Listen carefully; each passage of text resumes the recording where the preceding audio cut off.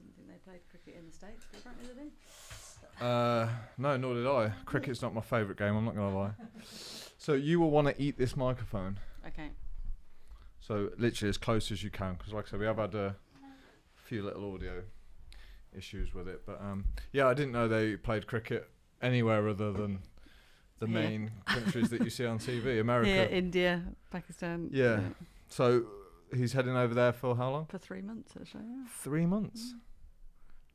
Just to teach? Yeah, so Awesome. he's always played cricket since he was kind of 5. Mm. I know there's a company locally, Complete Cricket, who do lots in schools and things like that, that he's worked for, and he's just finished uni. And they said, "Do you want to go?" And he's like, "Yes, please, fantastic." One of my biggest regrets is not doing that kind of thing. Travelling and educating myself at the same time. Which is fine, because I'm doing it now, but it would have been not... How old is he? 21. Yeah, what an age. Yeah.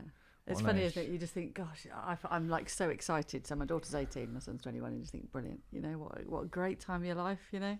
Yeah. What do you regret missing out on that was under your control?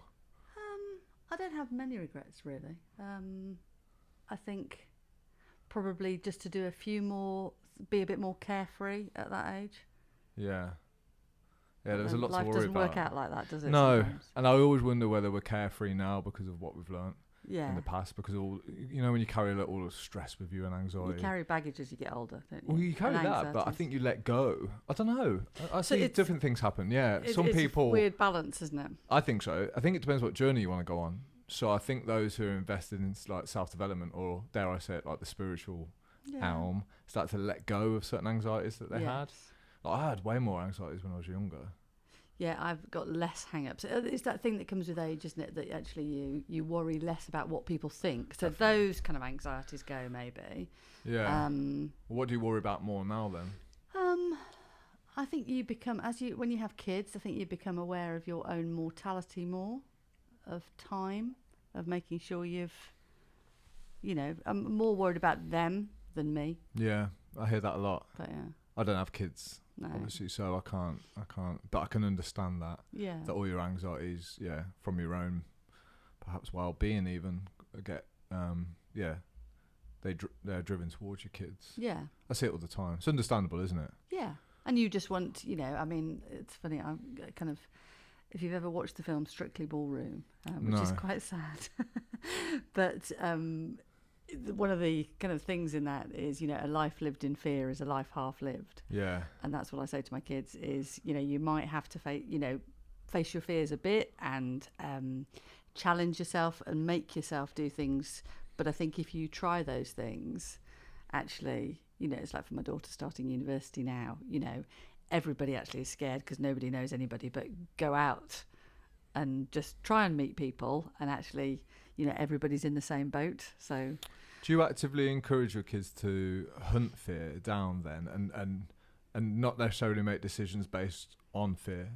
So one of the things I was speaking about yesterday with my friend was we're often sold this life of like stress-free, anxiety-free, fear-free, but I'm like, if we avoid all those things, surely we don't really get much growth, expansion, or what we want in life. So I think acceptance that those things play a role in the human condition is sometimes quite helpful. I know it's helped me in my own journey, not trying to get rid of those things, but understand them more, what they are, that they might not be as harmful as I think. Yeah, and I think by talking to each other, you realise that actually we all have a lot of those same fears. So walking into a room where nobody knows anybody and you think, oh my gosh, I'm the only one here that feels like this. Actually, you're not.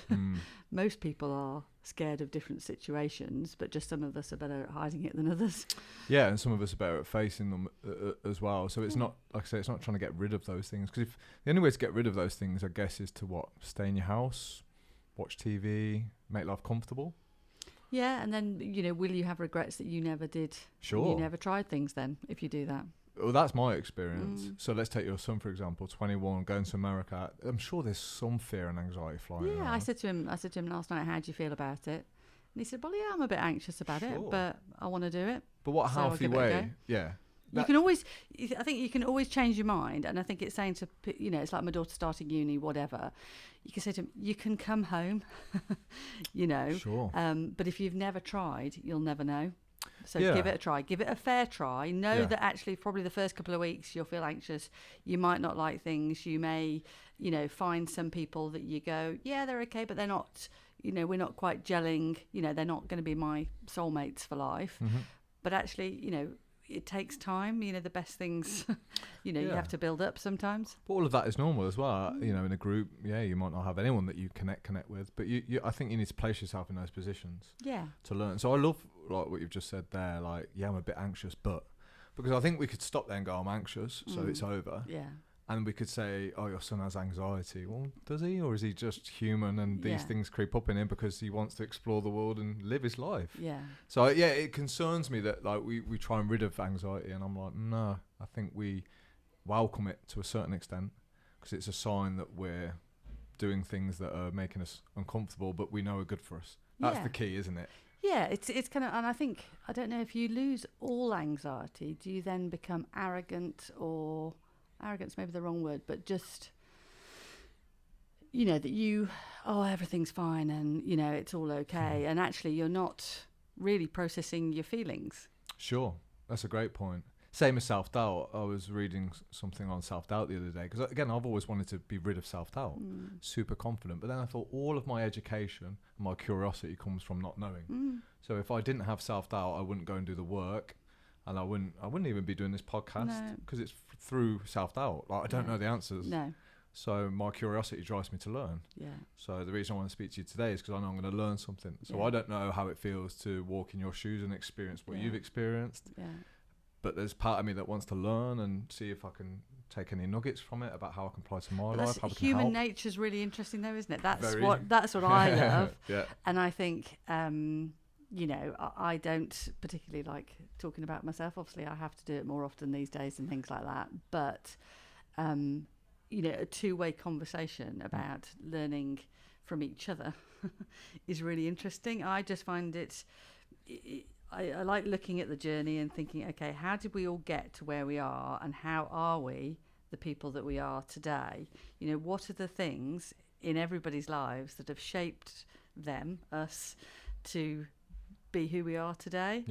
And actually, you know, you can say well, that person's fearless, or that person's this and that, or, you know, but actually you go, okay, so what are the things that are the defining moments in your life that have made you that person? Yeah, absolutely. And that can be, you know, a nice person, a horrible person, you know, frustrating or whatever. But one of the things that I try now is to have empathy with everybody. I try.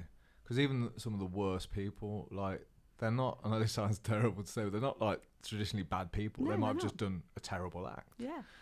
And I always, like you do, have just mentioned now, try and think back to stuff like that, because we don't have a choice where we're born, really, or who we're born into the environment. Some people, there's some people that have challenged me on that and say that we think we do have a bit of a saying of, you know, who we're born into, but let's just say that that's out of our control. We do, I don't believe so. No. I believe that's a lottery ticket. So already we're either given an advantage in life or a disadvantage by the family that we're born into. So I trace it as far back as that. So I know that from day one things have shaped who I am. Yeah, definitely. I'm aware of that. How much of that you let influence you as an adult? Yeah. You know, is there a line that you can no longer use what's happened to you in the past? I think at some point you have to take ownership or responsibility for the person that you want to be. It's, you know, and I think talking to people, that's what you learn. If you take time to just understand those around you, you realise that actually most people have got something in their cupboard that's affected them in some shape or form in their life, to different degrees, but actually to them it will be the same magnitude as, say, you know, what's happened to me to, you know, somebody that's had something horrific happen to them. You know, because it's all relative as to what you've experienced up until that point in life, isn't it, really? Yeah, absolutely. So, you know, you can keep looking back at what has happened, or you can take a moment and go, okay, I can't change that, but I can shape the future. Yeah. So it's probably important to dive into your story a little bit now, just Okay. so that people are listening and understand a little bit more, because what you've just said is obviously going to have challenged you, right? How Yeah. not to look back over some of the terrible things that have happened in your life, but how to then create not only a future, but one that is positive and has meaning. Yeah. So should we talk about Molly and what happened? Yeah, so I wouldn't say the things that have happened in my life are terrible. Okay. That's Maybe my poor reframe. I'm sorry, yeah. No, don't. But actually, yeah, it's how you compare things, isn't it, really? So I would say they are deeply emotional and sad, but compared to lots of other things that people experience in life, they are not traumatic in the same way, as somebody... I don't know, who'd had some sexual abuse, or somebody who had been, kidnapped, or, has lost all their world and possessions and things like that. So our story was, I have 3 kids. My kids were 3 under 3, so all very close together. And we thought we were a normal, everyday family going about our general business. And one day we were out on a family day out, and my middle daughter Molly fell over and became more uncomfortable, basically. That was on a Saturday morning. Saturday evening, she kind of was still very uncomfortable. My husband took her to our local A&E department in Warwick, and they thought that Molly had just bruised her ribs or something and sent her home. She became more uncomfortable, and we just knew something wasn't quite right. Luckily, my husband's a bit more persistent than I am, and took her back. They said that they thought she had a urine infection, because it was, the late hours of the night, early hours of the morning. They admitted her to the ward, and actually a friend who's a paediatrician happened to come in on duty the following morning, saw us and kind of was surprised that we were there. And said, "Oh, well, let me examine Molly." And I said, "Oh, yeah, we're just waiting for antibiotics to go home." She said, "Well, let me just examine her." And she did a feel and said, "We'll order a scan," and did an ultrasound scan at midday on that Monday, and found that Molly had a tumour the size of a small melon in her kidney, basically. And it began for us what was a 5-year journey. So Molly was basically taken over to Birmingham Children's Hospital on the Monday night, and started off a whole process of, different treatments, numerous operations, chemotherapy, radiotherapy, stem cell transplants, you name it. Molly had something called a Wilms tumour, which should have been, we caught it early, should have been one of the lucky ones, but Molly, bless her, liked to be a bit different. And sadly, Molly passed away in June 2011. So, that's a very succinct way. I mean, obviously, it was 5 years of really tough times. Yeah, I'm sure. And explaining to my other 2 kids, because Maeve at that time was 2. Yeah. Ben was just 5. Yeah. So, the enormity of that situation for them, and the ripple effect that it had on all of us, as well as on Molly and her peer group at school and friends and things, is huge. Does it still feel tough? It is easier to deal with than it was. I kind of quite like the analogy that somebody said to me. It's a bit like, a jagged pebble on the beach that after years, the water keeps flowing over it and it becomes softer.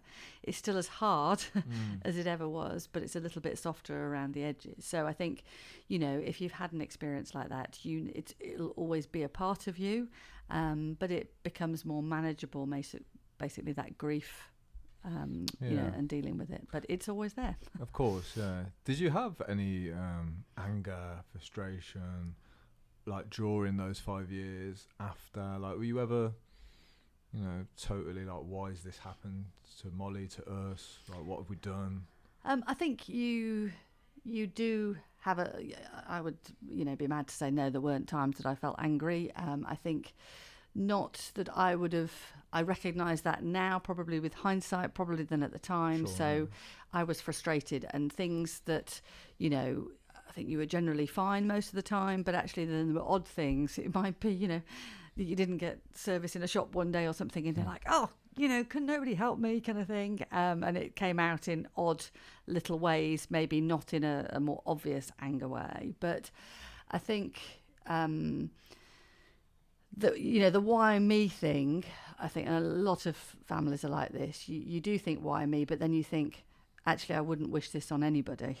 So I can't say why hasn't it happened to somebody else and not me, because you wouldn't want anybody else to go through it either. So yeah, of course. My friend who's got MS, he's he'll never walk again, and he went through a real stage of what have I done wrong? Yeah.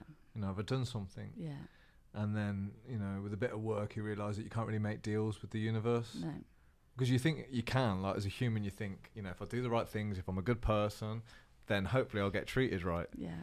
And when we're not, we often can take it personally. Yeah. So yeah, I don't know whether you experienced that inner feeling of like, yeah, it's personal, like there's something.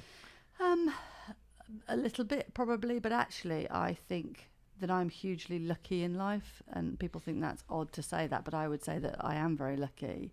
I think that if you go back, obviously as we were saying earlier, kind of thing, how you start off in life. So I was blessed to have two fantastic parents. My dad, bless him, is still here. My mum sadly isn't. But, I had a really happy family upbringing and childhood that always felt loved and secure, and always felt like I had somebody I could turn to and things like that.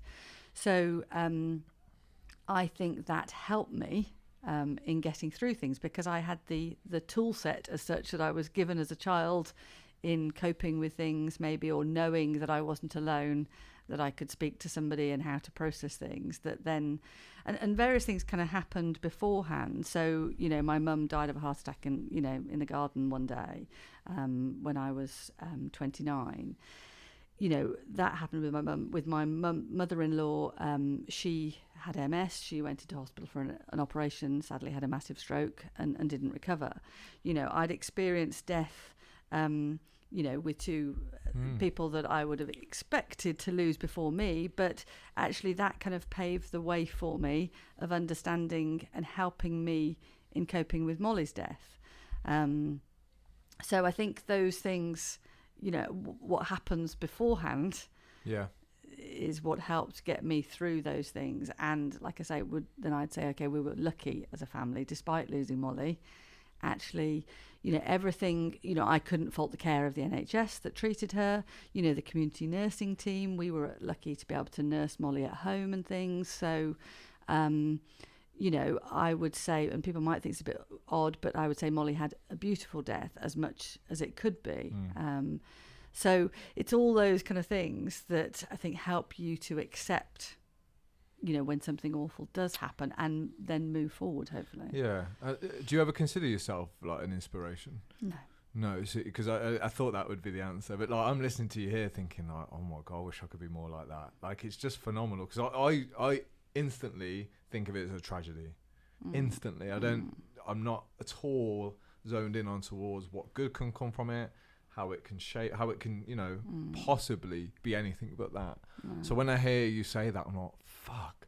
Like, how do you take all of that stuff, that horrible stuff, let's face it, and still be sat here positive when most people aren't positive, regardless of whether they've been through that or not? Do you think that, that experience you said that as a child, in your childhood, which you think may have helped cope with all this, do you think you can train that as a young adult? Like, can you train your ability to deal with tragedy? Can you train your ability to see things in a more bright light? I think we are who we are. I think we all come into this world with some stuff that certain things maybe we can't change, that is just in there within us, kind of thing. So it's I'm one of 4 children. I know with my children, we were all brought up the same, as kids in my family, yet the 4 of us are all quite different, in different ways. I know with my kids that, I've brought them up, I think, the same, but they have different inequalities that make them different human beings.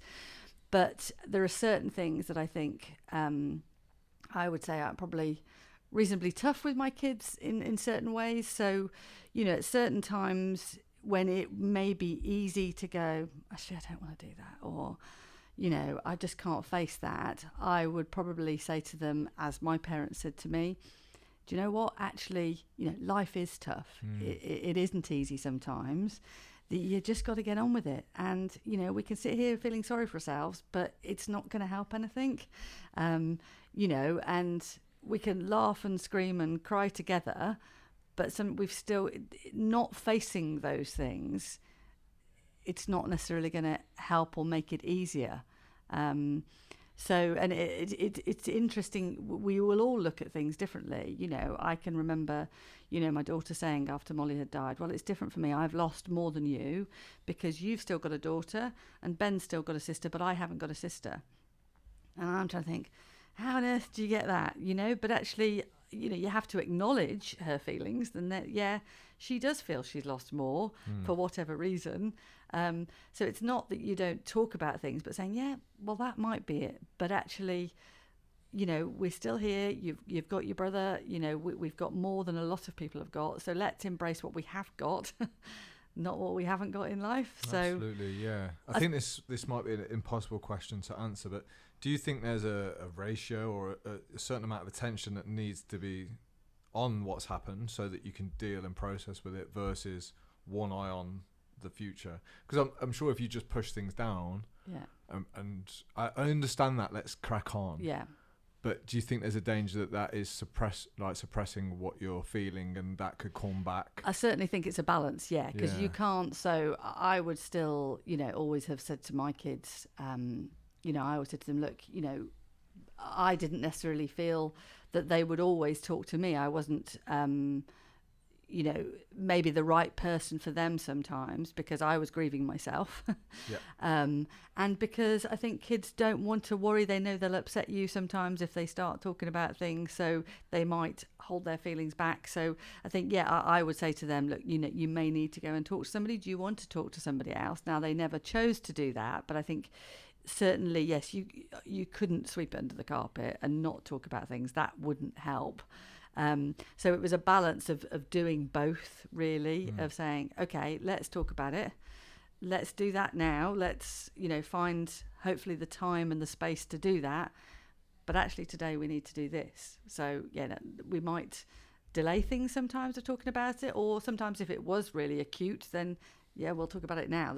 We can't wait. We have to talk about it now. And it's just, you know, knowing when the time is, because I think, you know, there are some times when, you know, we're all a bit tired and we've had it's judging, I think, when we're just tired because we've been out partying all the time, or we've, you know, had a busy time, as to when it's tiredness kicking in as well as emotion that's really acute. You know, it's balancing things, isn't it? I think so. And I don't think you ever really know what you've let go of until the future. No.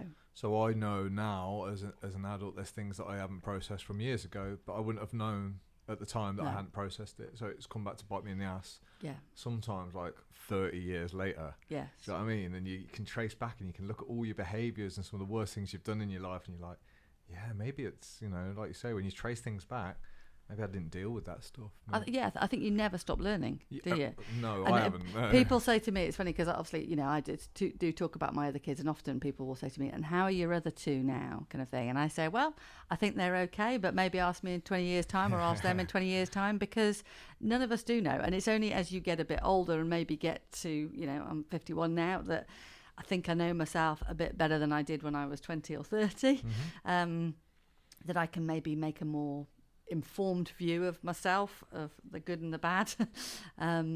So none of us know. It's a constant learning curve, and I think if you look at it like that, and also know that you may get things wrong, and that's okay.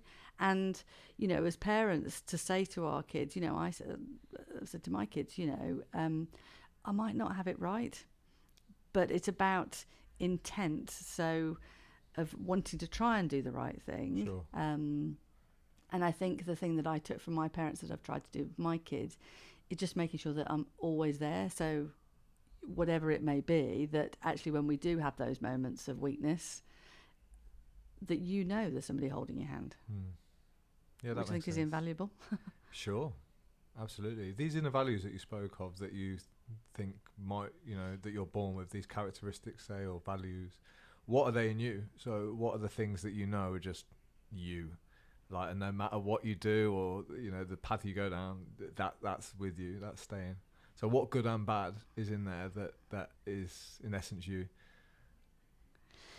Gosh, that's a hard question, isn't it? It is a tough question, because I'm thinking the same reflectively as well, and I'm not sure what the answers are. Yeah. Because we're always trying to change ourselves. Yes. Well, perhaps we are, but in self-development, the idea is that you come along, you start this journey, and you change who you are. And I'm wondering, well, that's true to an extent. There's some things you can change, but can you change who you are? Fundamental things I'd like to think I could. Realistically, I think probably we become more extreme versions of ourselves as we get older in some ways, in the things that you're good and bad at. So I think that life changes and shapes you. So I would say that actually I'm a control freak. That's one of my bad qualities. And I'm not very good at letting go. And I think I've always got an element of, if I'm, with my family, I'm completely chilled and that's fine. And, people will say, oh yeah, you're a different person at home, different things. I'm not very good at letting go. And sometimes I think, I wish I could just do that. The people that can just, they don't mind whatever they do. I'm useless at that. In what sense, when you mean letting go?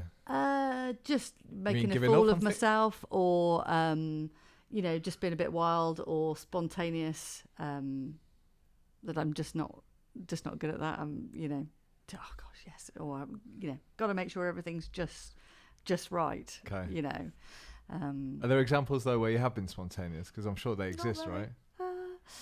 No, not many probably. What about when I asked you to do this podcast and you were just like, oh fuck it, yeah, go on then? Yeah. That's a slight spontaneous thing, right? We hadn't planned that. No, we hadn't planned that. So kind of. But that comes about, me wanting to know you actually as well. Whilst I know that's dangerous territory. But it's that people thing. I love that human interaction same. of just chatting to people, and actually, that's one of the things I've just loved generally in life. Full stop. Whatever I've done, Yeah, and I think the thing with, and I hope you don't mind me using the word tragedy, but I've never been scared to look at it and tackle it. And I think some people would be uncomfortable having this conversation with you. Yeah. And out of goodness of their heart, and like I'm doing it for no other reason than like the curiosity. Like there's inspiration behind the story for me of how like you can like with the mindset that you've got. Like I'm like, how do you develop that? Can you teach me and the people listening? Like, is there something in there, which there is, that can say no matter what happens, like life can be okay. It will will be okay. Yeah. And I think that's the moral of the story, and that's kind of what I really want to get to today. It's like, how have you taken that and have you lived a driven life from it, because you've set up the charity, right? So there's one thing. So it's like, well, how many children have you helped? I mean, there's a question for you. How many children have you helped since? A lot. So let's talk about Molly Ollys. Okay. Because this grabbed me straight away. I was in tears on the website. I was like, I've got to meet the girls behind this charity. Well, it happened really. I've never been a career person or anything like that, really. I like to do what I do and do it to the best of my ability. I'm not dynamic, in any way like that. When Molly died, we were very lucky that, people want to help and people don't know how to help when you have that kind of situation. Exactly, yeah. And, a group of friends just put some money into a pot and said, look, we don't know what to do, but look, here's some money, you can do whatever you want in different ways. And one of my friends, she basically was helping a friend organise an events business and said, okay, we're going to have a party and actually we'll do it for a couple of charities, but we'll do it for Molly as well. Molly was diagnosed as being terminally ill in March 2011. The party was scheduled for September that year. And obviously they thought that Molly would benefit from it at the outset, but sadly Molly died in June. So I stood up. We obviously still had some money left in the pot. I stood up at that party and just said, look, this is our story. I don't know what we want to do, but I'd like to help other kids like Molly, because I just think it's a raw deal if a child has any illness and going through, you know, what we went through. You know, when you've sat in Birmingham Children's Hospital for 5 years, like I said, I felt very rich in the emotional support that we had, and just, you know, we had the tools, you know, to deal with what was happening in as a good a way as possible, and have conversations with consultants to understand what was going on. You know, that I was able to not work, to be with Molly all the time while my husband, you know, was still working. So we were a unit. I have, you know, one of my sisters who was brilliant, who was able to look after my other 2 kids, so they weren't, you know, sent from pillar to post. So at that party, I kind of stood up. We raised £20,000 that Wow. night. So it's like, oh my gosh, okay, we need to do something with this. And we got our registered charity status in January 2012. Now, I needed to go back to work. I have a friend, you know, I thought actually after not working for 5 years, I'd lost confidence, thinking, not sure I'm able to do anything. You know, can I do anything these days? Am I any good to anybody? And a friend of mine who's a GP said, well, we're looking for a receptionist. Would you want to do that? And I thought, I think I can do that, you know. So I said, yes, okay, yes, please, I think so. And I started working as a doctor's receptionist and did that for a couple of years and did the charity around work. And then kind of the charity over that period of time had kind of grown to a level that the trustees and things said, okay, we need somebody doing this full time. How do you feel about that? So I kind of swapped roles, and instead of working at the doctor's surgery, kind of then, you know, worked within the charity, which I found very difficult, you know, to start with, because I'd obviously done it voluntarily. Sure. But financially, you know, I needed to work. So, you know, Molly Ollys was born, really. And actually, although cancer was the thing that affected Molly, like I say, I just think it's a raw deal. It's not the way the world should be. You know, I'd lost my mum. I found that very difficult. I was very close to my mum, but I understood that more than I did losing a child, you know. And for me, it was the effect on my other 2 kids as well, that actually, you know, I'd had a very privileged childhood, from a point of view of, you know, I'd never had anything really very major happen, it seemed. I mean, my mum had a heart attack when I was 11, which was serious at the time, but I probably didn't understand the enormity at that age. And actually, she was in hospital for a bit and came home, and then we were fine again. You know, for me, with my other 2 kids, with Molly, you know, it was the effect on them of, you know, the huge experience, life-changing experience that they'd had at that age. And, you know, I had, you know, a passion to want to help kids like Molly, but also the whole family, because I just knew that, you know, from our experiences about talking about things, and hopefully helping the little things could make a big difference, which was how Molly Ollys was born, really. Yeah. So those inner values that we talk of, like, I think they come out through our actions, don't they? So that what you've just said about helping other people from what you've been through, that is probably what I would say is an example of that inner value. So I have the same one. Yeah. Like, even if I don't want to, I can't help but be drawn towards, yes, like, Molly Ollys charity. I just Yeah. can't help it. Yeah. Because to be honest, it's quite upsetting to get involved and, Yeah. you know, to do physical challenges where you're going to break your body Yeah. to give money to a charity that, you know, is dealing with some really upsetting things. Yeah. But I can't help it, just Yeah. like you probably can't help now, but to help others. No. So they're the inner values I'm talking about, really. Yeah. It's not until we have a look at our actions that we can see, oh yeah, I don't choose to do that, I have to do that. Yeah, but I think it's about opening our eyes, isn't it, to what's around us? Because sometimes it's very easy to live in our little world and just go, you know, back and forth to work every day, or, you know, live in a bubble. And I just think, you know, the world is a big place. We very much live in a bubble, you know, where we live here in Warwickshire. And actually, you don't have to go that far to see that there's different things going on and people in really extreme situations. So how could I not say I'm lucky? You know, I have a roof over my head. I have, you know, whilst, yeah, of course, you know, I could do with a little bit more here and there, I think, sometimes in the grand scheme of things. Actually, I don't really want for lots. But you see people who have very little, who have a child that's ill, or, you know, it was, again, it was my daughter Maeve that kind of pointed this out to me. And I remember years ago, it was after Molly had died, and I'm trying to think how old Maeve was. She was still very young, probably, 11 or 12, something like that, if not younger. And, a friend has said, okay, well, her daughter was doing psychology or something at uni, wanted to interview us about trauma. So I came home and I said to, around the supper table, okay, kids, what do you think about this? Are you happy to, be interviewed? And it was at a time when a lot of refugees had started coming in on the boats and things like that. And obviously it was all over the news. And Maeve turned around to me and she said, yeah, well, I'm happy to do it, Mum. It's not a problem. She said, but we haven't really experienced trauma. Those kids coming in on the boats and things, that's trauma because they've got absolutely nothing. Can you imagine being in the middle of the ocean, wondering if you're going to survive and make it, and trying to protect your kids in this, when there's nothing around you. She said, it was really sad, Molly dying, and Molly and Maeve were exceptionally close, so don't, underestimate their relationship. But the fact that she saw it as very sad, but not trauma in the same way, is kind of like, gosh. So it is about opening our eyes and thinking, okay, there's always somebody worse off, sadly, than we are. We do live in a bubble here, and I think it's just about seeing what's around us. And if you just take time to listen and see, you're going to go, okay. Yeah, I agree. We're okay. But has her opinion been shaped by your values on that?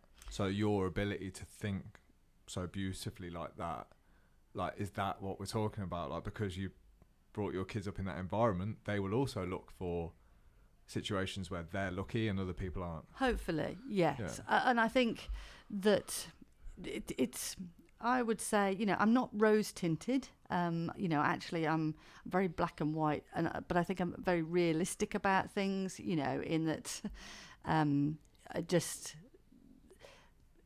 drill down to what's important. I think hopefully fairly quickly that I hope that they do that they don't sweat the small stuff. Because you go, actually, really, do you really need to worry about that? Yeah. And we all worry about different things. I went to a business networking lunch yesterday, and I remember there was a group of ladies, and the lady who stood up kind of said, it's really nice to have a group of ladies here. I actually find, a whole group of men, or some of the male networking really intimidating. And it's really funny, isn't it, what we all worry about. So actually, I'd probably be more comfortable going into a group of blokes than I would women, because I'm thinking, actually, I'm useless at painting my nails or worrying about my hair or thinking I haven't got the latest trends on or whatever. But you kind of, so we all have our anxieties and worries at different things, but it's kind of going, actually, I'll still go because there's a bigger picture here. It's about me networking and trying to help the charity, not about what I look like. Yeah, which is amazing. I think this is why I'm drawn to people like yourself, because I think gratitude is something I haven't been very good at. It's something I've had to practice and train myself, which it hurts me to say that, because I'd love to be more like what you are, in that essence of like, look, I've got everything I need, and I'm starting to get there so much more now. My goals have shrunk so they've changed direction in the last 12 months really, because I'm like, I've got everything. Yeah. So now it's time, like, well, what can I do and I've always done things for other people, but I think part of the reason is to remind myself how fucking lucky I am. Yeah. Do you know what I mean? And it sucks that you have to do it that way. Yeah. But it's true. So like with Molly Ollys, for example, like when I'm doing those challenges, I won't give up, because you'll tap into why you're doing it, and you realise how lucky you are. Like, you've got legs, you've got arms, you can climb a mountain, you can jump out of a plane, because you can. Yeah. And there's some people that would love to do the things that we complain about. Yeah. That's why I get pissed off with people who say to me, Alex, going to the gym so hard. I'm like, you're fucking lucky. Yeah. Yeah. You're lucky. That's why I love my friend Gary, who's in a wheelchair with MS. He's a gym instructor. Right. He's a gym instructor, and he always says, Alex, like, you work so hard. I'm like, mate, you've got no idea how inspirational you are. So, like, if I'm complaining at the gym, I've got a hard session. Yeah. I just look at him, and he'd love to be walking about like I am. Yeah. So it's there, but you have to, like you said, you have to open your eyes to it. Yeah. You can't shut your eyes and be grateful. You've got to have a look. Yeah. Yeah, because you're doing all right. Usually. Yeah, and mean it, when you look, haven't you? Yeah. That's the thing. And it is really, it's just slowing down. Life is fast-paced, and I think there's lots of, just life generally, isn't it? It's kind of expectations. And I suppose, like I say, I've never been particularly ambitious, probably, which some people might think oh, well, wouldn't you want to do that? And wouldn't you want to be this or that? And thinking, actually, no. And, I've no burning desire to do lots of things, because actually I just get pleasure from really small things. Well, there's two things there. What's ambitious? Like, what does it mean? Like, can we frame it? Like, because we automatically think of aiming big in business, or we automatically do, whereas ambition, like, it's surely subjective. Yes. And I can't remember what the other thing I was going to say. What was the second thing you just said then after ambition? Pleasure in the small things. Again, it depends what you class as small things. Yeah. So your small things, I might look at and go, they're not fucking small. No. So for my small things, I had one of my favourite moments. We were lucky enough to be in France, a few weeks back. The four of us, basically, sitting having a meal, just chatting about lots of different things.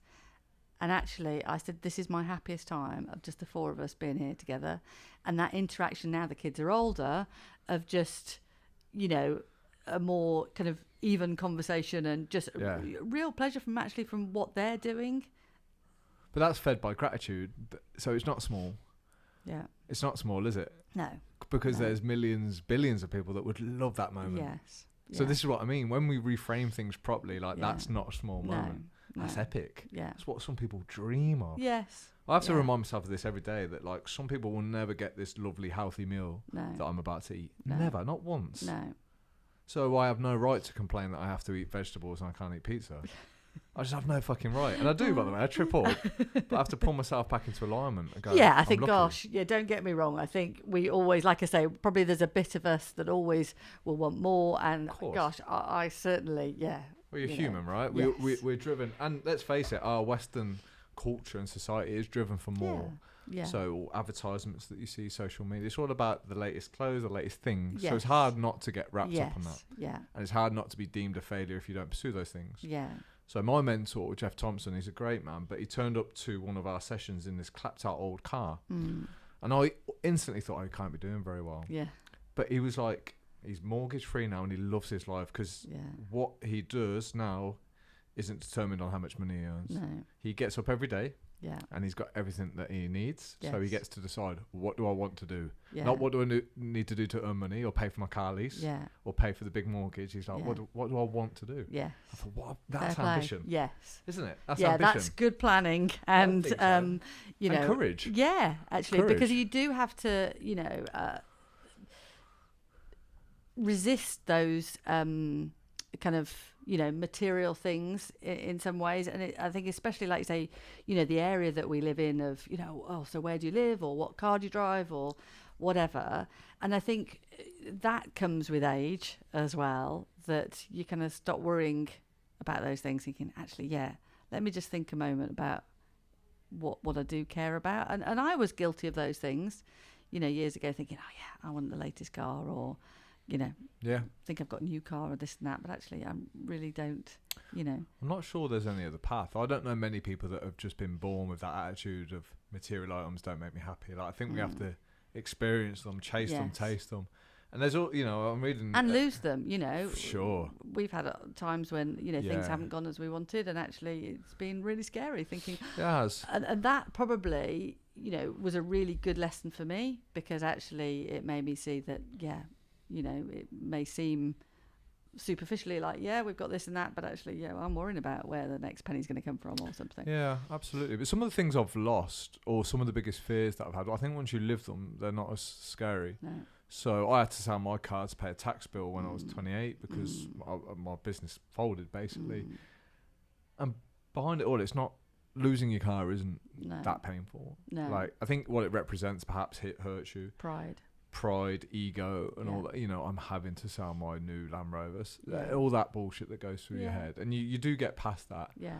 But I know ego still hangs around, because, like with my clothes, for example, I'm still like very. I want to look good. And I want people to think that I look good. Yeah. And I want people to. I don't want to turn up in a crap car. No. And I'm working on getting to the point where I don't give a fuck about that. So there's still, I'd love to sit here and go, I don't care what people think. I care a lot less. Yes. But people's opinions do still impact what I do. I'm not going to lie about that. It's no, work in progress. And I would say yes, it does to me. Like I say, going out thinking, I'm really not, particularly trendy or good at putting things together, or thinking, oh yes, you know, I do like to drive, you know, a car that probably, I just like to drive a car that I know won't break down as well. Comfort it's, as well. Things like that. Of course. Yeah, I get it. And by the way, there's nothing wrong with having those things. I think as long as your life's actions aren't determined by the material things that you want. So if they come along in abundance, great. I'm not going to turn them away. No. But I don't think waking up each day saying, how can I earn enough money today to get a bigger, better car is necessarily the happiest. Yeah, that's the difference, isn't it? I think so. Yeah. I think so. I don't know. Somebody else can tell us, if not. For sure. But I know plenty of miserable fucking millionaires, you know. Yeah. Plenty. And, you know, and tragedy still strikes them too. Of course it does. Yeah. You know, a Lamborghini can't protect you from what happened with you, for example. It doesn't save you. No. And that's the interesting thing, you know, actually, it's a great leveller. Yeah. Yeah, I'm sure it's humbling as well. Yeah. Reminds us that we're all human, bad things. Yeah. It reminds us that we haven't got much control. Yeah. Because we like you're a control freak, right? Yeah. But, you know, and I did even control things, so there were elements, you know. So I suppose that was how I communicated. So my control freak element came out about how we communicated things with Molly and with the other kids. Yeah. You know, that came about by chance, really. When Molly was originally diagnosed, of standing in the playground, you know, kind of waving Ben off to go into school with and I had the girls with me, and her mum saying to me, "Oh, have you heard about the lady with daughter with cancer?" And I went, "Yeah, that's me. This is Molly," kind of thing. And clearly she'd got her wires crossed and wanted the ground to swallow her up at that point. But actually, she did me a favour, because I thought, you know what, I don't want my kids to hear it from somebody else. I want to be able to tell them in a childlike way or whatever what's going on, so they're not hearing half truths. Yeah. That whilst the truth is difficult to deal with sometimes, actually, you know, I don't want the wrong things to cause more stress. Because I think, you know, the unknown and uncertainty. So if you ever ask anybody if they're going, you know, if they go and have a scan or something like that and they're waiting for results, the waiting for the results is worse than knowing actually what the results are, even if they're not good. Because it's that uncertainty and, well, what they're going to say, and you can't plan anything or do anything. Whereas, you know, even when you know the worst case scenario, you can think, okay, well, this is what we want to do with our time. We're going to do this, and we're going to, you know. That makes sense. Time expands and contracts. So I know that if I'm waiting for a set of results, for example, like you say, I can't even think beyond the result. So time just like, that's all that's important. Yeah. Nothing else. No. But at least when you know, like you say, you can expand a little bit and think, okay, well, these are my possibilities. So how much money have you raised now in total? Have you got like this big grand total? Well, we've raised, since we started, about £3.5 million. Wow. How does that make you feel when you say that? I'm happy, obviously, that we've done that. I don't really think about it, you know, you just kind of keep on wanting to help more kids, it doesn't change anything, and right? For me, the best things are, you know, when I have conversations with parents, or, you know, you get lovely thank yous that just explain the difference that something has made to them. It still gives me goose pimples, and you know, that's what it's about. And for me, you know, I never want to lose sight of why we're here and who we're helping, because I think sometimes as you kind of grow and get bigger, it can be easy to lose focus if you're not careful. Always. So, you know, that's really important. That always. A lot of business owners that I work with forget why they started owning their own business. They started so they could get away from the restrictions of corporate life, and they've actually placed more restrictions on themselves than ever. Exactly. So, and again, this is why I changed my whole kind of direction. I was like, why did I start working for myself again? So I could spend more time with my mum and dad and my friends and family. Yeah, I'm spending less. That's why I'm so miserable. Yeah. So yeah, $3.5 million is incredible. Do you ever teach people how to support those going through the incidents and trauma? So for example, like I think we've already touched on this, knowing what to say to someone. So if I bump into you in the street and I know that you know you've got a child who's suffering with cancer, like some people will cross the road to avoid having that conversation with you. Some people will get all flustered and not what to say. Some people say the wrong thing. Like, is there a right thing to say? I think I would never want to kind of preach to anybody or assume that I know what's going on with them, and you know, there may be reasons why people can't do certain things, but people do often say to me, you know, what do I do, or how do I do this, how do I support these people? So I say I can only tell you from our experience, and speak as, you know, one parent to another or whatever it may be. But I said, I think it is about talking and not avoiding. So, you know, I would always say to people, you know, the things that matter to us actually were not having to support. Sometimes, you know, people can, you know, feel the sadness with you. But if you're feeling you're having to support them when it's your child that's ill, that can be quite a heavy burden. So I may have had friends that would come to me, you know, very upset and crying. It was okay to be upset with me, but not then to go, oh, I'm really stressed about this or whatever. You know, it was easier for them to take that and do that with somebody else. I'm not suggesting they shouldn't do, but actually, you know, I couldn't cope with any more kind of thinking I had to support somebody else, you know, at that time. And I had to probably be a bit selfish then and go, you know, I've got to look after my kids, my immediate family. I can't help you at the moment. So come and be sad with me. That's fine. But I can't keep phoning you up and check you're all right at the moment, which was selfish probably, as I say. But, you know, it's knowing what my limitations were. You know, actually saying to somebody, you know, for people to turn up and say, okay, well, how can you want to help me? Actually, you know, people turning up with hot meals on the doorstep and not asking me how to help me was probably easier than, you know, in a way of just doing things rather than me having to think, okay, well, somebody wants to help me. I've got to now do a plan of what everybody does. Is that helpful then? You know, the case of turning up on the doorstep with hot meals. So for me, so just thinking things like that and something that's got, or, you know, I had somebody who turned up and kind of say, well, here is it. You know, it hasn't been frozen. You can put it in the freezer if you don't want to eat it now. You can, and that was like, brilliant. Thank you. Because I've been in hospital all day. I really want a decent home cooked meal, but I just haven't got the energy or I haven't had time to go to Sainsbury's and do that. So that kind of thing was good. I think about how we communicate and talk about what's going on as well. You know, I kind of said, but I have sometimes parents say to me, you know, how do I tell my child? Or, you know, my child doesn't know they're dying, or the siblings don't know. How do I have that conversation? So again, I would kind of relay the conversation that we had with Molly, you know, and I would say, look, that's what we did. But again, it won't necessarily be right for you. Only you know your child.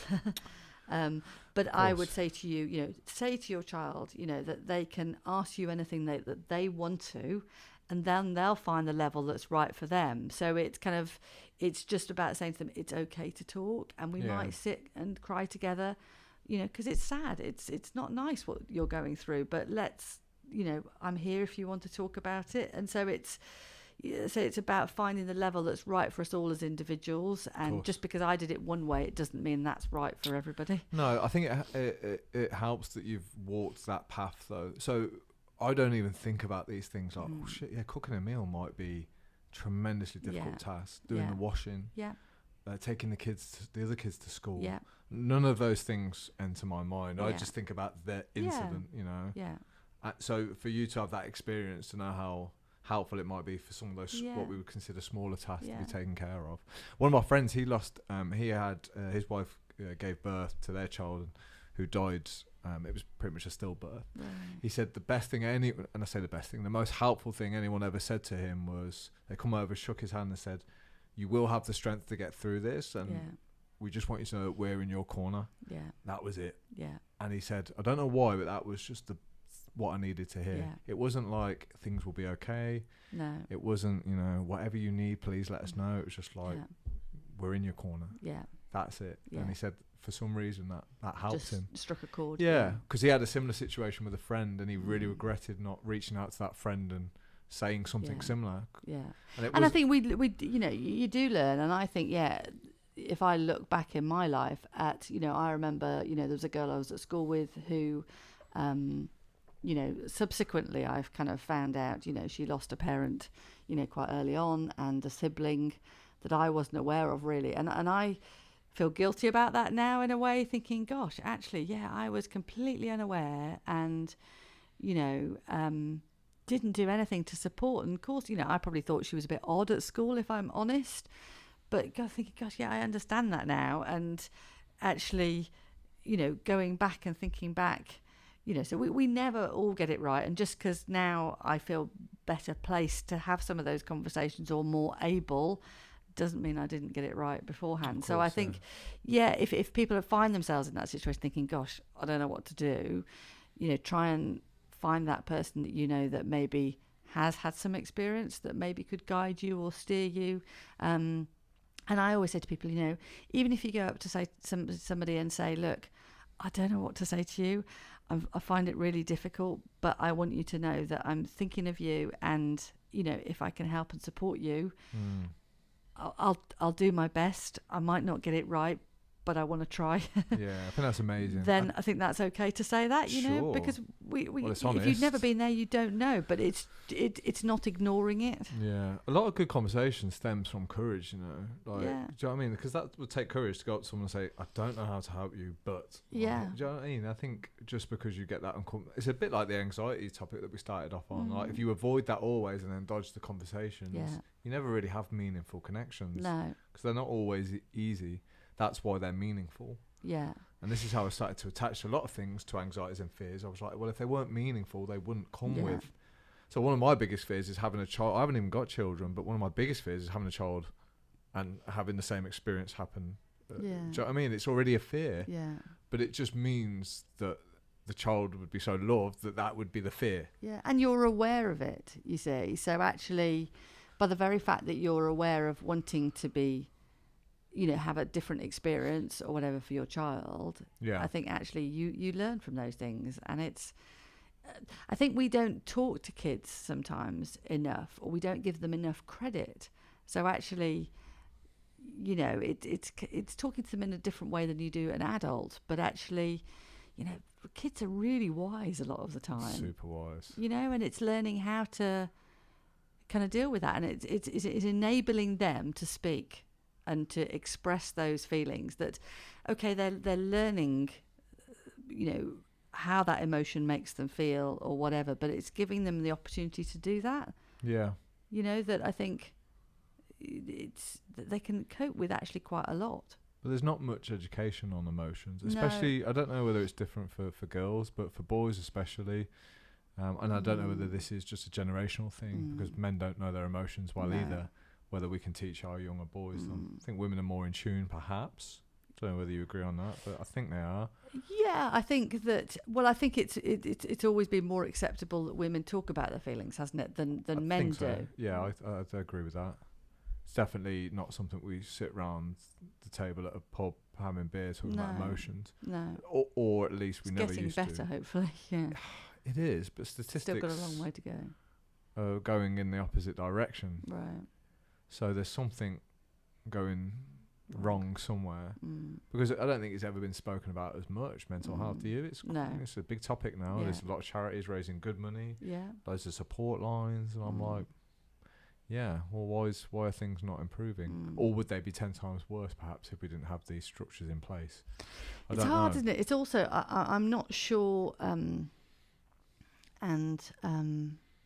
it's probably not very popular in a way to say it, but I'm not sure that we teach kids resilience these days enough. We definitely don't teach resilience. No. It's the opposite, yeah. And I think actually it comes back to what I was saying earlier, really, about saying, life is tough actually, and sometimes we have to face things and get on with things, and not. And by that, I don't mean shoving anything under the carpet and not talking about things, but actually knowing that at some point, I think if we can dwell on things too much, and we're all guilty sometimes of overthinking things, maybe, of I think if we've got different things in our life, it's getting that balance where you are, for me personally, I think, of doing enough things that I'm busy, that I'm not obsessing or overthinking something, because if I had huge amounts of time, would my mind work in different ways that then I'm going to think, if I did this, or should I do that, or maybe I don't do this. If I just get on and do it, it's that element of fear that we come back to again, really. But you just got to take that plunge sometimes, and I could overthink things if I had the time to, but allowing yourself enough time to reflect and talk about things, but equally getting on as well. But this is why it's such a complex topic, because everything's paradoxical. Yeah. So you're right, you do have to get on, of course, because what's the alternative? Yeah. You don't. But then you have to slow down. Yeah. Slow down enough to process and reflect. And Yeah. so resilience is the same. You have to be tough, yet you have to be vulnerable. You have to be soft in life. Yes. You do. You want to be empathetic. But you've got to be tough. Yeah. So it's such a confused message. It makes sense to me now because I understand how they all formulate together. So resilience is absolutely something that should be taught. And by the way, it's a positive quality to have. But I think like the word discipline, something I took out of my messaging, because people think of discipline as this horrendous task. It's all about sacrifice. But discipline is actually a really good thing to install in your life, because it gets you what you want, it gets you a healthy life, and it allows you to pursue and do the things that you need to do to get what you claim you want.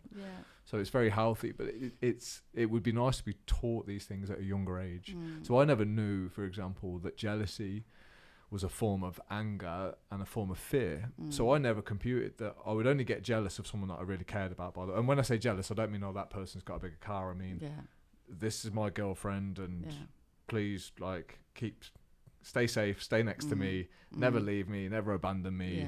So anytime I would feel threatened, I would get jealous, and then I would get angry, then I would get moody, then I would behave differently. And I never understood that as fear and out of the love for this person. No. Do you know what I mean? It's just those emotional, it's like I never slowed down enough to question what was happening, what it was. So I just reacted. But this was never spoken about at school. It was algebra and geography. Fucking nothing really in terms of life skills. That would have been saved me a lot of pain if someone had just said, Alex, you know that thought that pops into your head? You know, you can do something with that. Just that alone could have been a game changer. It's interesting, isn't it? Just those things that, you kind of... You learn along the way, the hard way. You learn a lot. It's like you say, still learning. Still learning. There's always that saying of, like, by the time you get to the end of your life, you feel like you're just starting to get a grasp of things, which is a shame. It's kind of, it's the lovely balance, isn't it, with kids? It's what point it flips, because what I love about kids is they ask really honest questions when you're little. Things that adults we think, oh gosh, you can't ask that, you know, that might be things like with the kids with cancer. So why have you got no hair, kind of thing? Whereas everybody's thinking, oh, you know, what's going on there, kind of thing, or something. You know, and what point does it flip that then you worry about what you're saying? Because it does seem like it just changes. I'm sure it doesn't. I'm sure over time you learn how to construct a question properly as an adult. But I'm not sure when it crosses and whether we've gone too far. No. You know, because one of the things we love about kids is their honesty. And the embarrassment that they can cause us when they ask us such a ruthlessly honest question. It's brilliant. It is brilliant. It's really refreshing, actually, because we worry so much, don't we? I mean, that's one of the things. It's funny, like when I'm talking to parents, you know, and, you know, I was chatting to a mum the other day, and she said, do you mind if I ask you this? I said, honestly, I'm an open book. You know, I know it's a really difficult, you know, she's facing the death of her child, kind of thing. And she said, so what happens, you know, when, or, you know, whatever question she asked me. And she was really worried about asking. I said, yeah, I know. I said, but it's okay to ask. I'm fine with whatever you ask me, kind of thing. Because we do worry, you know. She might worry about, okay, I won't ask the community nurses, or I won't ask the consultant because I look a bit stupid, or will I be judged in some way? And it's just one mum asking another mum, how did you know, when that moment came, or what did you do? That actually we're scared of asking those questions. Of course. And it worries me where that leads. So there's a lot of suicide rates, obviously, in men. And I think sometimes it's just for the fear of asking questions, looking at certain things, reaching out, you know, dealing, processing. Because it is scary to know what you're going to find when you start looking at yourself. Because there's a lot of stuff we don't like about ourselves. But that's more dangerous when we hide it behind. If, like, that's one of the things I've learned. If you look at it, it's ugly. But at least you can start to do something with it. So you can look at the things you've done and some of the characteristics you have, and you go, oh, that's not very nice. But you soon realise they're in everyone. It's just which ones we choose to engage with. So I've never met a person that doesn't have the potential to be fucking horrible. Everybody's got, you know. Absolutely. I mean, I know, because I think sometimes I'm too honest. They're thinking, oh gosh, is there such a thing?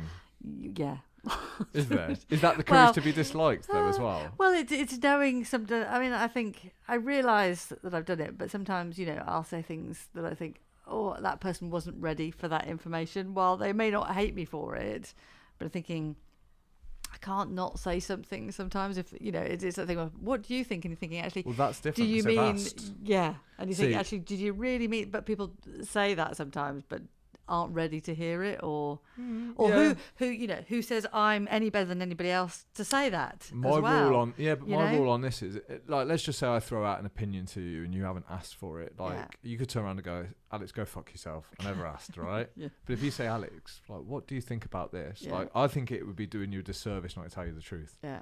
And if you don't like it, that's your issue. Yes.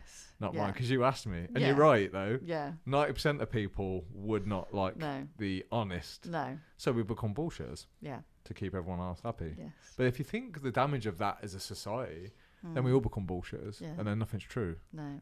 So is everything an illusion? Who knows? Who knows? Right. Let me grab my friend Olly.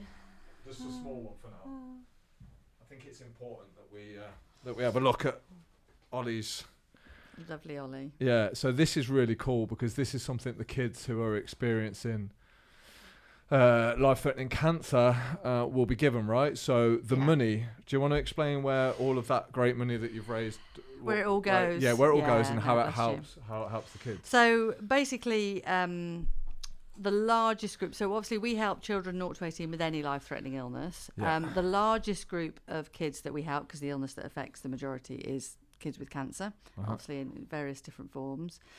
So really, again, I suppose, we learn from our own experiences in life. So for us, we wanted to find better ways about opening up lines of communication and helping kids to understand what was going on. So, for instance, when Molly was first diagnosed, everything happened very quickly. She goes into hospital, has something called a central line, put in under a general anaesthetic operation, within kind of a week, 10 days of, getting a diagnosis.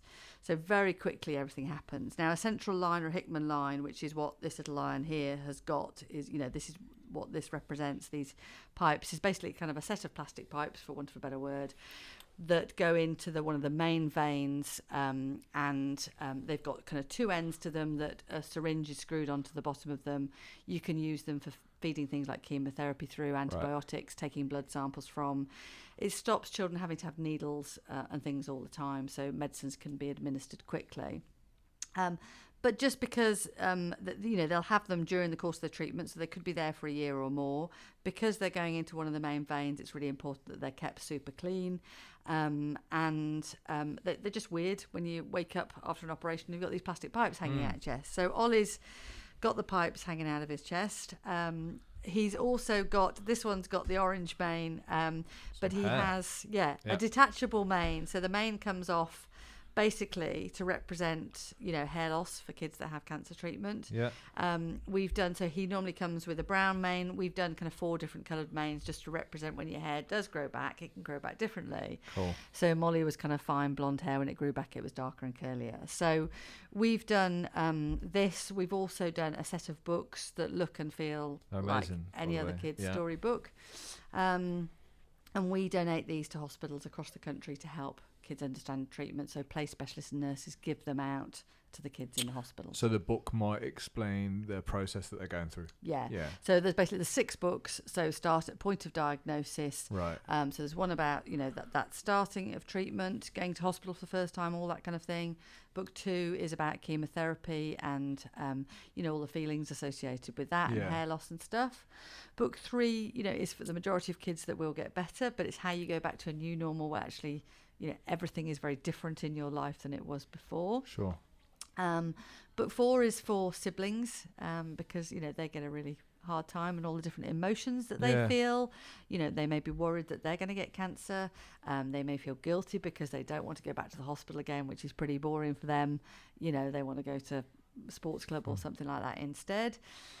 Book 5 is conversations around end of life and how we have those conversations with children. And then book 6 is when we've lost somebody that we love and how we find the colours of the day, as we put it, when we've lost somebody dear to us. Who did the writing on the books? So a local lady called Diane Maybe. So I kind of knew what we wanted to do. Knew that I had absolutely no ability to do that myself. My husband randomly met Diane in Warwick, and kind of we got talking, and it started from there. And she's done a brilliant job, and she worked at the hospital for a while as well. It's a hard gig, that one. Yeah. I've got the books. I haven't braved 5 and 6 yet, but they're incredible. Yeah. The illustrations, they're amazing. So one of the things I love, being a target-based person that I am, I think it was, correct me if I'm wrong, £500, right? Yeah. Is the amount of money needed to positively help one child. Yeah, so that's kind of, we basically help in 3 ways. So Wishes is one way. Yeah, which I loved. The Olly the Brave, kind of, it's £15, £8 for a book, kind of thing. Yeah. And then we can do other one-off projects as well. Yeah. So the wishes are typically £500. Basically. Yeah. What? So they could be anything and everything. The beauty of it, and as a smaller charity, we can be flexible in what we do. So it depends on individuals' needs, is the honest answer. So there may be somebody that needs £500 worth of vouchers for the local supermarket because they can't afford to eat. It may be somebody that needs some help with travel costs. It may be somebody that needs a washing machine because they don't own one, and they've got a child with a weakened immune system that everything needs to be kept very clean and they can't go in and out to the laundrette or whatever. It could be something that keeps them entertained in hospital, like Lego, arts and crafts, an iPad, something like that. Or it could be a nice day out and something to look forward to. They can be anything and everything. I mean, we had a wish request last week for a teenager who's missed a lot of school because they've been in hospital. They want tuition lessons for extra maths lessons because they want to keep up with their schoolwork and things. So it literally can be anything and everything. And hopefully the beauty of the things, we can react quickly if we need to. So we've done some things same day if we've needed to. Wow. It could be things like memory items, when a child sadly isn't going to be here much longer. You do an amazing thing, that. Really, really, really great. I think we should talk about Tony briefly. Yeah, the hero 72? is Tony. 72 years of age? Yes, he's 72. He's had a quadruple heart bypass, I think. He's got a different issue, a respiratory issue. He's got asbestos on his lungs or something like that. He's had a difficult emotional journey himself, and yet he, bless him, is walking 10 miles every day around the War Memorial Park. He's up to that, that. He's well over 15 he's been shooting for. Well, he's doing it every day for a year. Yeah. So he started on New Year's Day. And he just last week he achieved his target, 3,650 miles. But he's changed the goalpost now, hasn't he? Yeah, he's a lunatic. I love him. He is mad. Oh, he's crazy. You have to be crazy to do anything like that. All the best people are crazy. Yeah. But what he's done, I mean, as well as he's done a brilliant job of raising awareness and funds for us, but kind of the community spirit, and it's been brilliant to hear all the different stories of the people in the park. You obviously very kindly went to walk with him, which was fantastic as well. And that, those things, just introducing people and bringing people together, that's what his walking has done. Yeah, and like we said earlier, I couldn't help it. It was early, it was a long time. Yeah. Everything tells you like it's too much effort, but something drives you, and I've got to go meet this guy. Yeah, because if he can do it with all those different issues, then God, the rest of us can. But when we talk about heroes and and people look at social media influencers, I'm like, no. Like there's people literally around the corner. Yeah. You don't have to look very far actually to find really good people, and that's been one of the brilliant things that I didn't necessarily expect. In doing what I do, but have got to meet so many different people in the local community and further afield that inspire you all the time, and you just go, wow, that's amazing. For sure. I think it's incredible. And you've clearly got an army of people now willing to shout the cause, right? But you've led that. You've got to recognise that. Well, maybe you don't have to. All I've done is tell a story. So, and that started with our story with Molly, but actually so many different individual stories along the way. You'd have to be a pretty hard person not to go, gosh, I want to do something. Whatever, and that can be the tiniest amount of help, or just listening, Yeah, I think there's self-doubt in all of us that we'd react like you have. I think part of me thinks I'd be hitting the bottle, and honestly, like I'm honest enough to admit this. I have conversations with my friends, and they're the same. They're like, we'd either go one of two ways. You'd either go left, which is, I'm gonna start drinking a bit more to deal with this shit, and that's my path. Yeah. Or you go, no, I'm going to dedicate my life to understanding and empathizing with other people in a similar situation, and maybe I can help them. Like I said, I think for me, it was about my other kids as well. And I thought, yeah, what if you didn't have it's other always been kids? my driving force. Do you ever think this? Like, what if I didn't have two other kids? Yeah, well, we've helped families, we have, a lady that, she was a single mum, her one daughter died. Her life changed massively. Yeah.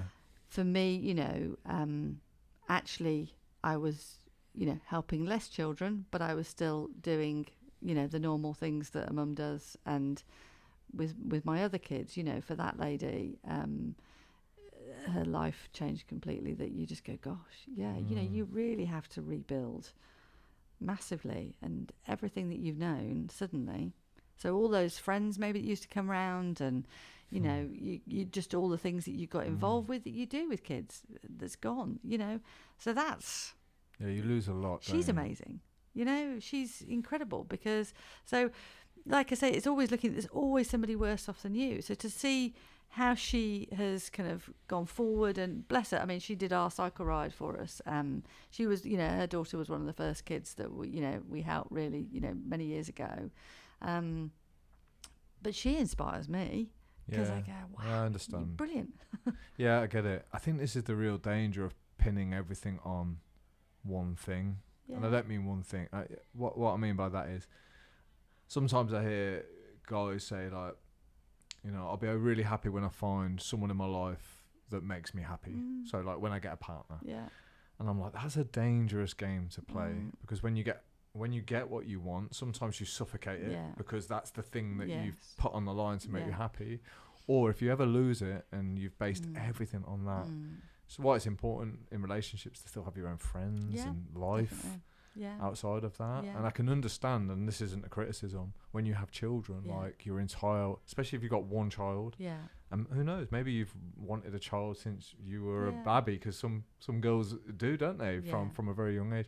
I can see why that is your world, and it can feel like you've lost your world, and outside of that nothing else exists. That's the problem with depression and stuff, isn't it? You can't see past that point of pain. And I suppose that's I feel fortunate that actually maybe that's one thing so that I can do, is see a bigger picture, so that it's not all immediate, which I think that is the difficulty, isn't it, sometimes? So in the moment especially, on reflectiveness, perhaps we can all do that, but I think when you're in it, like, I don't know whether you ever suffered with depression or depressive states. I'm sure you would have, or at least going through that experience of time where you perhaps couldn't see outside of it. Yeah, I mean, I remember I've had times after Molly died and things like that, thinking, I've had days and thinking, I can't do it, and it's just going, I just need to shut the world out for a couple of days, just need to have a moment, and then I can find a way to pick myself up. I know not everybody can do that,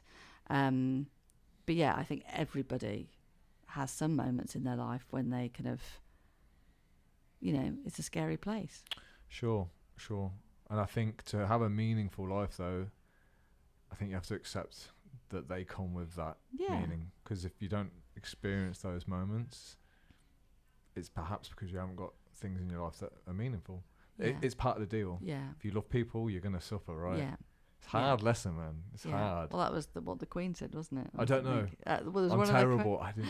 Well, I can't remember the quotes, but she said, the price of love, is true, grief, right? Or something. I should remember it, but I don't. But I thought, actually, that's true, because actually, if you, the price of any meaningfulness in life is going to be grief or suffering. You care. 100%.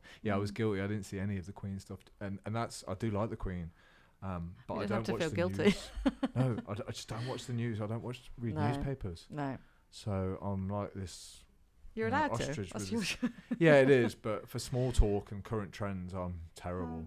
Terrible. So we should probably wrap this up. We've been talking for an hour and 20. You're an amazing lady. 2 questions that I always end on. What's next for you? So what's coming up professionally, personally, that you're excited about, that we need to know about? So we've got a big project. I'm really keen. So one of the things that we've done previously is we paid for the first consultant in paediatric palliative medicine for the Children's Hospital in Birmingham, which there's only about 20 in the whole of the UK. Birmingham never had one. So that's been something that's been a big achievement for us that, we're really proud of. But we wanted to kind of take that to the next level. So the NHS have taken it on now because we proved it works. They've taken on a second person. Them having now 2 consultants means that they can become a training hospital. And I want to find the funding to train 2 more people, basically. That's huge. So that is a big ask. So I've got to find about 300 grand from somewhere. So that's why. But, I never would have thought we'd have found the first one, if I'm honest. And it goes back to thinking, you don't ask, you don't get in life. No, when you say you've got to find 300 grand, can that be 300 grand of fundraising? Because how do you raise that and keep this ticking over? Well, that's So you've got to raise. So what I need to raise more money, basically, in addition to what we normally raise, to make that happen. Come on, there must be some billionaires out there. Well, I'd like there to. There must think be. So. Come on. I know, and like I say, so the way we funded the first one was me standing up at one of our annual balls that we do, saying, look, don't know if anybody can help us, if we could get 10 companies that could do this, and we had one company that stepped forward and said, we'll fund half of it for you, and that was £400,000. And like I said, never in a million years. But actually, and the Children's Hospital had been for years trying to find somebody to fund this, and the consultant says, the enormity of actually what we've done. Yeah. She said, and change that's happened really quickly in an organisation that doesn't move quickly. She said has been phenomenal. So, we want to, that's my goal over the next year, basically, is to make that happen. That is a meaningful goal. So, yeah. I feel like you were going to say something else on top of that. Just to keep doing what we're doing, really. Absolutely. So. And then the final question, this is a topic that makes people think. I should probably pre-warn people on this question. But obviously we're called the better man. So we'll say the better person today. What do you think you need to perhaps work on now in order to become a better person? And you can frame that however you want. But yeah, what's the one thing that you'd like to work on? My organisational skills, my ability to say no sometimes. I don't like saying no to anybody, just because I just think, opportunity, let's go for it, really, in a way. And to probably just be a bit more spontaneous. Okay, I can help you with that. Jump out and fucking play with me or something next year. No chance. I'm not mad. Why? I'll call you up honestly and I'll go, you wanted to be spontaneous. What are you doing tomorrow? And you'll be like, that's what we'll do. Okay. Thank you. I hope you. Thank you, Alex. It was great. I loved it. Really I think you're an amazing person. I can't wait to help and support. By the way, you do a great thing. And I think the world needs more people like you. In different ways. Well, like you say, you always look at everyone else, don't you? I like to do that. I just do my thing. You're probably doing yours, and hopefully between us, we do something worthwhile. So. Definitely. Cool. Thank you. I loved Bless it. You. Cool. Thank you. Oh, that was great.